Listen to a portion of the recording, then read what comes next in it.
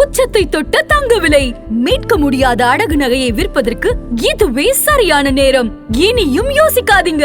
உங்க தங்க நகைய அதிக விலைக்கு விற்க சிறந்த வழி பிரைம் கோல்ட் ஹப் 9840551787.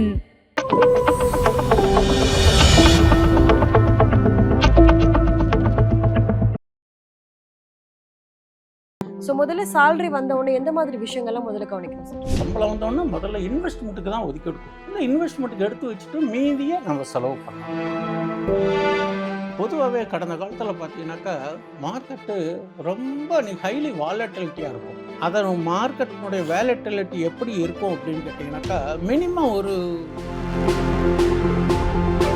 இந்த பட்ஜெட்டில் என்ன ரெண்டு செக்டார் இருக்கும். ஒன்று நாம் வாங்கினது ஏறுமான்னு நினச்சி வாங்குறது ஒன்று, நாம்ளாம் நினச்சிக்கிறது இதுக்கு ஏதாவது வரியை போட்டால் இது இறங்கலாமான்னு நினச்சி கையில் இருக்கிறதுல ஒரு பாதியை விட்டுவிட்டு இன்னும் கொஞ்சம் இறங்கும் அப்படின்னு காமிச்சு கவர் பண்ணாங்க. ரெண்டு பேரும் இருப்பாங்க. என்னுடைய கடந்த கால அனுபவத்தில் ஒரு 20-24 ஆண்டுகால அனுபவத்தில் பார்த்தீங்கன்னாக்கா பட்ஜெட் எண்ணிக்கை மார்க்கெட் ஹைலி வாலட்டைலாக தான் இருந்து பார்த்துருக்கேன். அப்போ இறங்குறத நம்ம ஒரு வாய்ப்பாக எடுத்து அந்த இடத்துல ஒரு பங்கு இன்வெஸ்ட்மெண்ட் பண்ணுறதுக்கு பகுதியாக பண்ணுறோம். அதே மாதிரி இப்போ கோல்டு நல்ல பீக்கில் இருக்குது. திடீர்னு நாளைக்கு கோல்டுக்கு ஏதாவது பட்ஜெட்டில் ஏதாவது ஒரு பாசிட்டிவாக வந்தால் இன்னும் ஏறலாம், நெகட்டிவ் வைப்ஸ் வந்தால் இறங்கலாம் இல்லையா? நம்ம எல்லாத்துக்கும் தயாராக இருக்கும். அதனால இப்போ என்ன பண்ணணும், இன்வெஸ்டர்ஸ் தங்கள் கண்ணில் பட்டிருக்கிற லாபம், கேபிட்டல் நீங்களாக லாபம் இருக்கு பார்த்தீங்களா, அதை புக் பண்ணி வச்சுக்கிறது நல்லது. பட்ஜெட் அன்னைக்கு கொஞ்சம் எதிர்பார்ப்புகள் இருக்கனால ஏற்ற இறக்கங்கள் இருக்குமே தவிர அது 2-3 நாளில் சரியாக போய் நார்மலாக இருக்கும். நமக்கு ஒரு கிளாரிட்டி கிடைக்கும்.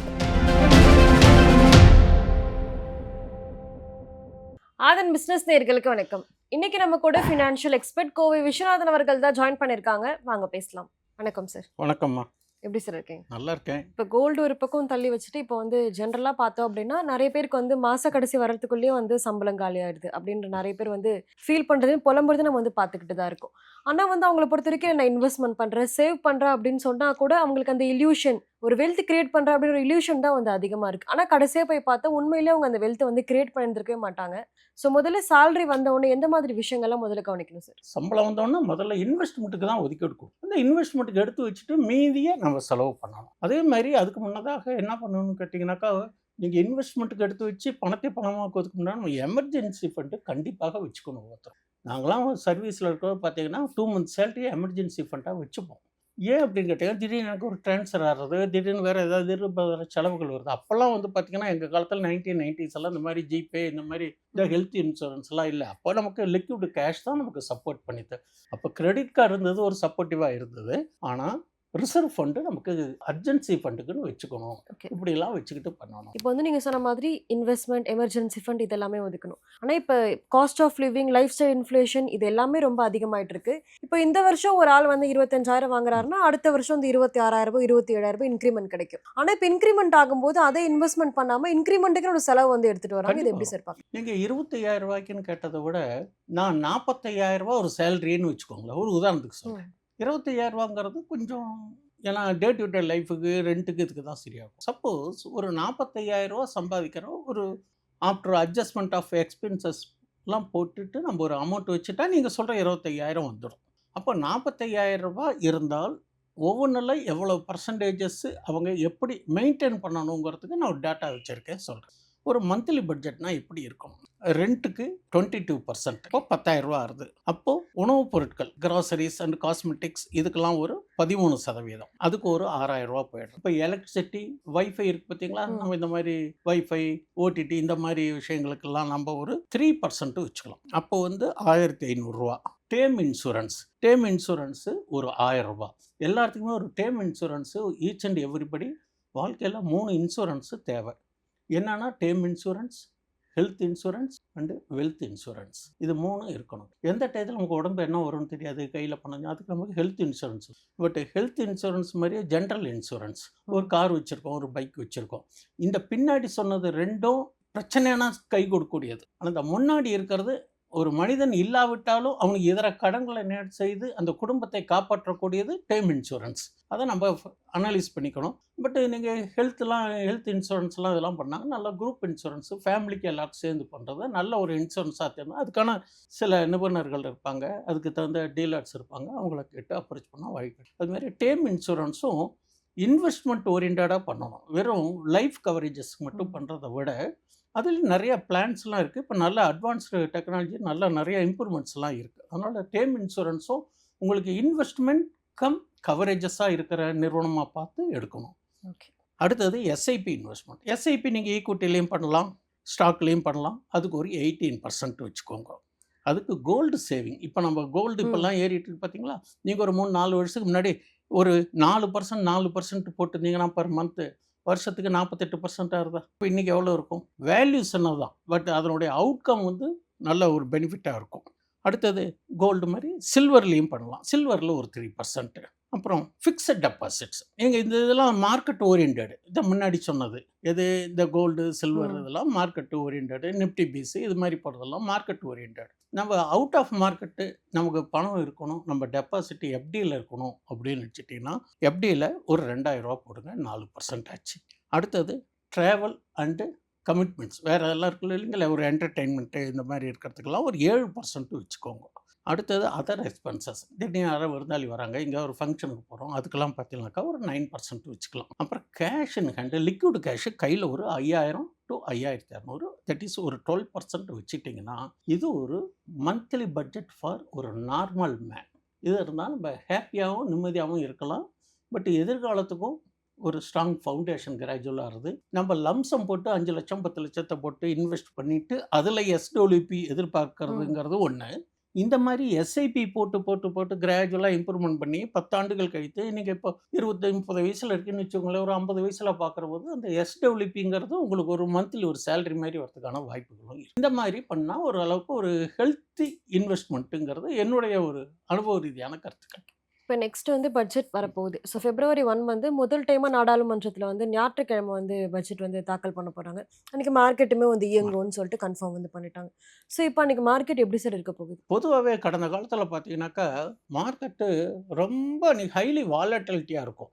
அதன் மார்க்கெட்டினுடைய வேலட்டிலிட்டி எப்படி இருக்கும் அப்படின்னு கேட்டிங்கனாக்கா மினிமம் ஒரு சென்செக்ஸ் எல்லாம் பார்த்தீங்கன்னாக்கா ஒரு 1000-1500 பாயிண்ட் டே ஸ்விங்குன்னு சொல்லுவாங்க. டே ஹைக்கும் டே லோக்கும் ப்ரீவியஸ் லோக்கும். நான் பார்த்த அனுபவத்தில் அப்படி தான் இருந்திருக்கு.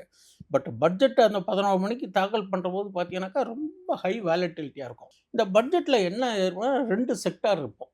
ஒன்று நாம் வாங்கினது ஏறுமான்னு நினச்சி வாங்குறது ஒன்று. நாம்ளாம் நினச்சிக்கிறது இதுக்கு ஏதாவது வரியை போட்டால் இது இறங்கலாமான்னு நினச்சி கையில் இருக்கிறதுல ஒரு பாதியை விற்றுவிட்டு இன்னும் கொஞ்சம் இறங்கும் அப்படின்னு காமிச்சு கவர் பண்ணாங்க. 2 பேரும் இருப்பாங்க. எப்படி ஒரு மழை பெஞ்சதுன்னா போத் சைட்ஸ் எதிர்பார்ப்புகள் இருக்கும். ஒருத்தர் மழை வேணும்பாங்க, ஒருத்தர் மழை வேண்டாம்பாங்க. அது மழை தன்னுடைய கடமையை செய்கிறது. பட்ஜெட் எந்த மாதிரி பட்ஜெட் சப்மிட் பண்ணாலும் மார்க்கெட் ஆப்ரேட்டர்ஸ் அதை டைஜஸ்ட் பண்ணி மீண்டு வரத்துக்கு கொஞ்சம் டைம் எடுத்துக்கும். அப்போது ஒரு நாளைக்கு பார்த்தீங்கன்னாக்கா கிட்டத்தட்ட ஒரு 300 பாயிண்ட் 400 பாயிண்ட் இண்டெக்ஸ் இறங்கும். அப்போ அந்த டயத்தில் போய் நம்ம கையில் இருக்கிற ஸ்டாக்ஸும் இறங்கிறதுக்கான வாய்ப்புகள் இருக்குது. இப்போது பட்ஜெட்டில் இப்படி வச்சுப்பாங்க, இராணுவம் and energy sector, power sector இதுக்கெல்லாம் ஒரு முன்னுரிமை தர மாதிரி ஒரு யூகத்தில், தட் இஸ் யாரோ ஒரு யூடியூப்பில் சொன்னாங்கன்னு வாங்குகிறோம். வாங்கினால் ஃபுல் அமௌண்ட்டுக்கு வாங்கக்கூடாது. ஏன்னு கேட்டால் நம்ம எதிர்பார்த்தது நடந்துட்டால் நமக்கு வெற்றி. எதிர்பார்க்காம நடந்து நம்ம வாங்கினதோட கீழே வந்துருச்சுன்னா என்ன பண்ணுறது? அதனால என்ன பண்ணணும், ஒரு பகுதி தான் வாங்கணும். சரி, இன்னும் 3 துறைகள் இருக்கும். பேங்க் செக்டார், ஐடி செக்டார், இது மாதிரி துறைகள்லாம் இருக்கிறது. அதுக்கு ஏதாவது ஒரு நல்ல செய்திகள் இருந்தாலும் ஒன்றா கொஞ்சமாக பகுதி வாங்கிக்கணும். வாங்கி அது ஏறினா லாபம் பண்ணணும். இது ஒரு முதலீட்டாளர்கள் அல்லது வர்த்தகர்கள். பெரும் முதலீட்டாளர்கள் ஏற்கனவே நல்ல ஸ்டாக்ஸ் வாங்கியிருக்காங்கன்னா அந்த அன்னைக்கு ஒரு டிப்பு கண்டிப்பாக வரதுக்கு வாய்ப்புகள் உண்டு. வந்து உடனே பவுன்ஸ் பேக் ஆகும். தட் இஸ் வி ஷேப் ரெக்கவரின்னு சொல்லுவோம். உடனே அப்படியே இறங்கிட்டே போயிட்டு இருக்காது. அப்படியே இருந்தாலும் 1 or 2 டேஸில் ரெக்கவரி ஆகி திரும்பி மேலே ஏறிவிடும். இப்போ கடந்த காலத்திலாம் பார்த்தீங்கன்னாக்கா பங்குச்சந்தை அன்னைக்கு நல்ல ஒரு வாலட்டிலிட்டி இருக்கும். அந்த அன்னைக்கு ஃப்ரெஷ் பை பண்ணாமல் இருக்கிறதுக்கு ஒரு வர்த்தகர்களுக்கு நீங்கள் எந்த பக்கம் ஸ்டாப் லாஸ் போட்டாலும் அது ட்ரிக் ஆகிடும். ஏன் ரிஸ்க் எடுத்துக்கணும்? ஒரு கிளாரிட்டி கிடைக்கட்டும். முதலீட்டாளர்களுக்கு சாதகமாக இருந்தால் ரைட்டு. இல்லை புதுசாக யாராவது இன்வெஸ்ட்மெண்ட் பண்ணணும்னா அப்போ இறங்குற ஸ்டாக்ஸு நல்லா selective fundamentally oriented stocks, mid cap or large cap அதில் செலக்டாக எடுத்து அது என்ன திட்டங்கள், எதுக்கு நிதி ஒதுக்கீடு, ஒரு ரயில்வே துறைன்னு திட்டம்னாக்கா ஒரு ஆர்விஎன்எல், டெஸ்மோக்கோ ரயில், ரைட்ஸ் இது மாதிரி செக்டார் ஏறதுக்கான வாய்ப்புகள் இருக்கும்னு நினச்சிட்டு செய்யலாம். அதே மாதிரி இன்ஃப்ராஸ்ட்ரக்சர் அப்படின்னாக்கா ஒரு எல்என்டி இந்த மாதிரி ஸ்டாக்ஸ்லாம் ஏறதுக்கும் வாய்ப்புகள் இருக்கும்னு நினச்சிட்டு செய்யலாம். நாம் இதில் எதுவும் ஸ்டாக்கை ரெக்கமெண்ட் பண்ணலை. இந்த துறைக்கு தகுந்த மாதிரி இந்த ஸ்டாக்ஸ் எல்லாம் ஏறலாம் அப்படின்னு ஒரு எதிர்பார்ப்புகள். என்னுடைய கடந்த கால அனுபவத்தில் ஒரு 20-24 ஆண்டுகால அனுபவத்தில் பார்த்தீங்கன்னாக்கா பட்ஜெட் அன்னைக்கு மார்க்கெட் ஹைலி வாலட்டைலாக தான் இருந்து பார்த்துருக்கேன். அப்போ இறங்குறத நம்ம ஒரு வாய்ப்பாக எடுத்து அந்த இடத்துல ஒரு பங்கு இன்வெஸ்ட்மெண்ட் பண்ணுறதுக்கு பகுதியாக பண்ணணும், எந்த இன்வெஸ்ட்மெண்ட்டாக இருந்தாலும். இப்போ நிறைய எக்ஸ்பர்ட் பட்ஜெட் வந்து பாசிட்டிவாக தான் இருக்கும் இன்வெஸ்டர்ஸ்க்கு அப்படின்ற மாதிரி தான் வந்து சொல்லிக்கிட்டு இருக்காங்க. ஸோ இப்போ வந்து நீங்கள் சொன்ன மாதிரி அன்றைக்கி வந்து வி ஷேப் ட்ரேடிங் வரதுக்கு வாய்ப்பு இருக்குது. சண்டே அதுமா வந்து மார்க்கெட் வந்து ஓப்பனாக இருக்க போகுது. ஸோ இந்த சமயம் இன்வெஸ்டர்ஸ் எதை சார் கவனிக்க வேண்டியது இருக்குது? அதான் இன்வெஸ்டர்ஸ் எப்படி இருக்கான்னு கேட்டிங்கன்னா, இப்போ நீங்கள் சொன்ன மாதிரி ஒரு வல்லுனர் அந்த யூடியூப்லேயோ ஒரு மீடியாலேயோ அவங்களுடைய கருத்துக்களை, எதிர்பார்ப்புகள், அவங்களுடைய ப்ரிசம்ஷன், அவங்களுடைய ப்ரெடிக்ஷன் சொல்கிறாங்க. இப்போ நாம் என்ன பண்ணணும்னு கேட்டிங்கன்னா, நினைப்பதெல்லாம் நடக்குமா அப்படிங்கிறதுக்கு ஒரு கேள்விக்குறி. நமக்கு பாதுகாப்பு, அதுக்கு நீங்கள் ஹெட்ஜிங் பண்ணிக்கோங்க. அதே மாதிரி இப்போ கோல்டு நல்ல பீக்கில் இருக்குது. திடீர்னு நாளைக்கு கோல்டுக்கு ஏதாவது வந்து பட்ஜெட்டில் ஏதாவது ஒரு பாசிட்டிவாக வந்தால் இன்னும் ஏறலாம்.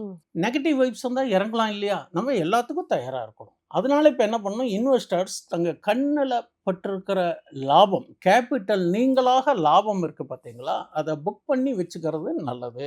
இறங்கினால் அந்த லாபத்தை வைத்து மீண்டும் பை பண்ணலாம். ஏறினால் கையில் இருக்கிறது மேலே ஏறத்துக்கு வாய்ப்புகள் இருக்குது. அப்போ இன்னும் கூடுதல் லாபம் பெறலாம். இது என்னுடைய ஒரு டாக்டிக்ஸ், ஒரு யுக்திக்காக சொல்கிறேன் நான். இதை தான் பின்பற்றணும்னு சொல்லலை. ட்ரேடர்ஸ் பொதுவாக வந்து வெள்ளிக்கிழமை அண்டு ஞாயிற்றுக்கிழமை எச்சரிக்கையாக புதிய பங்குகளை தேர்ந்தெடுத்தா கொஞ்சம் யோசனை பண்ணி அதுக்கப்புறம் ஒரு நிலைப்பாடு ஆனதுக்கப்புறம் பண்ணி எடுக்கலாங்கிறது என்னுடைய கருத்து கடந்த கால அனுபவத்தில். அதனால் பெருசாலாம் இறங்காது, கொஞ்சம் அதுக்கான ஒரு ஆக்டிவிட்டிஸ் இருக்க தானே செய்யும். நீங்கள் சொன்ன மாதிரி மார்க்கெட் வந்து அன்றைக்கி வந்து வாலட்டைலாக இருக்கும். ஹைலி ஸோ இப்போ முன்னாடி இருந்த மாதிரி வந்து பட்ஜெட் எக்ஸ்பெக்டேஷன்ஸ் இப்போ வந்து இந்த வருஷம் வந்து பெருசாக இல்லை. ஏன்னா டாக்ஸ் இம்ப்ளிகேஷன் கொண்டு வந்துட்டாங்க, இன்ட்ரெஸ்ட் ரேட்டுமே வந்து குறைச்சிட்டாங்க, லைஃப் இன்சூரன்ஸ் GST 2.0 இது எல்லாமே வந்து அமலுக்கு வந்துருச்சு. ஸோ இந்த பட்ஜெட்டில் வந்து பெரிய அளவுக்கு எதிர்பார்ப்பு இல்லை. முக்கியமாக செக்டார்ஸ்க்கு வந்து எவ்வளோ ஒதுக்க போகிறாங்க அப்படின்ற மாதிரி எதிர்பார்ப்புலாம் போயிட்டு இருக்கு. ஸோ இப்போ வந்து மார்க்கெட் வந்து எப்படி சார் இருக்க போகுது அன்றைக்கி? செக்டார் வைஸ்ன்னு பார்க்குறபோது ஜென்ரலாகவே இப்போது ரயில்வே செக்டார் கொஞ்சம் நான் என்னோட பார்வையில் இருக்குது. என்னுடைய பார்வையில் ரயில்வே செக்டார் நான் ஃபோக்கஸ் பண்ணுறேன். டிஃபென்ஸ் செக்டார், இராணுவத்துறைக்கு கொஞ்சம் கூடுதல் நிதி ஒதுக்கலாம். இது ரெண்டாவது எல்லாமே நல்ல ஆர்டர்ஸ் இன் ஹேண்டு. எல்லா நிறுவனங்களும் இந்த HAL இந்த மாதிரி மசகாண்டாக் எல்லாருமே நல்ல ஹெவி ஆர்டர்ஸ் இன் ஹேண்ட்.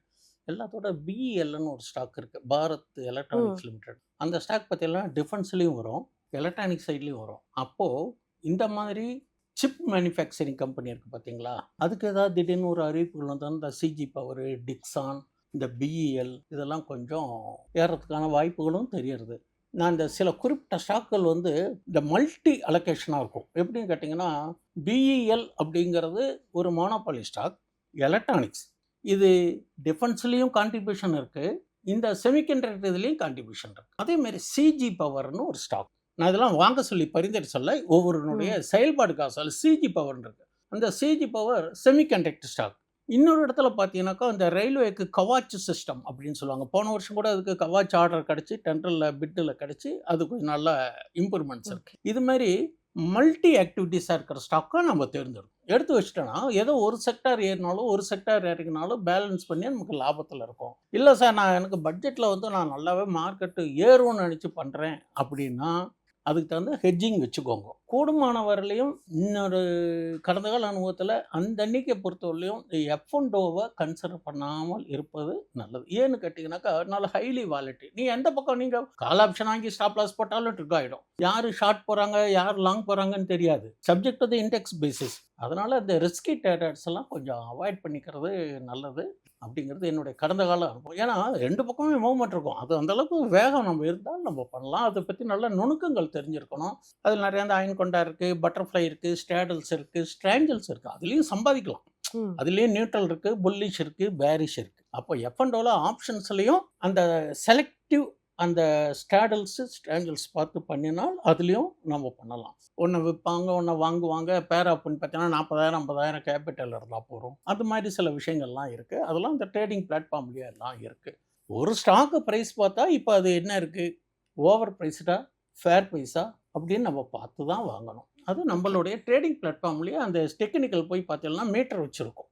இந்த பக்கம் நியூட்ரல், இந்த பக்கம் பேரு, இந்த பக்கம் புல்லு, அல்லது இந்த பக்கம் ஃபியரு கிரீடுன்னு இருக்கும். பொசிஷன் எங்கே இருக்குன்னு பார்க்கணும். இல்லை ஃபிபோனசி பண்ணுறவங்கன்னா இருந்தாங்கன்னா பிவட்டுக்கு மேலே இருக்கா, பிவட்டுக்கு கீழே இருக்கா, இப்போ ஓவர் வேல்யூடா, ஃபேர் வேல்யூடா, அண்டர் வேல்யூடானா அதையும் பார்த்துக்கலாம். இது மாதிரி பார்த்து தாங்க ஒரு செலக்ட் பண்ணணும். பட்ஜெட் அன்னைக்கு கொஞ்சம் எதிர்பார்ப்புகள் இருக்கனால ஏற்ற இறக்கங்கள் இருக்குமே தவிர அது 2-3 நாளில் சரியாக போய் நார்மலாக இருக்கும். நமக்கு ஒரு கிளாரிட்டி கிடைக்கும். பட்ஜெட்டுக்கு அப்புறம் இன்னொரு நிகழ்ச்சி ஒன்று இருக்குது. ஃபர்ஸ்ட் வீக்கு 6ஆம் தேதி 5ஆம் தேதி 6ஆம் தேதி நினைக்கிறேன், ஆர்பிஐ கிரெடிட் பாலிசி வர பின்னாடியே வருது. இந்த பட்ஜெட்டுக்கு பேஸ் பண்ணி அவங்களுடைய பாலிசி எப்படி 0.25 ஏற்றுறாங்களா, குறைக்கிறாங்களா, இல்லை நியூட்ரலானு தெரியாது. அதுக்கு தகுந்த மாதிரி இந்த ஆட்டோ செக்டர், வீட்டு வசதித்துறை, வீட்டு கடன் வாங்கி துறையெல்லாமோ அது ஒரு மாதிரியா ஆசிலேஷன் இருக்கும். இப்போ பட்ஜெட்டையும் நம்ம கண்காணிக்கணும், ஆர்பிஐ பாலிசியும் கண்காணிக்கணும். பிப்ரவரி 6க்கு மேலே தான் நமக்கு ஒரு கிளாரிட்டி தெரியுங்கிறது என்னுடைய கடந்த காலம் அனுபவத்தை வச்சு சொல்கிறேன். நான் இதில் எதுவுமே பங்கை வாங்க சொல்லலை, விற்கவும் சொல்லலை, ஹோல்டும் பண்ண சொல்ல, ஒரு தகவலுக்காக சொன்ன ஒரு விழிப்புணர்வு பதிவு. பட்ஜெட் பத்தி நிறைய விஷயங்களை சொன்னீங்க. ரொம்பவே நன்றி சார். நன்றி.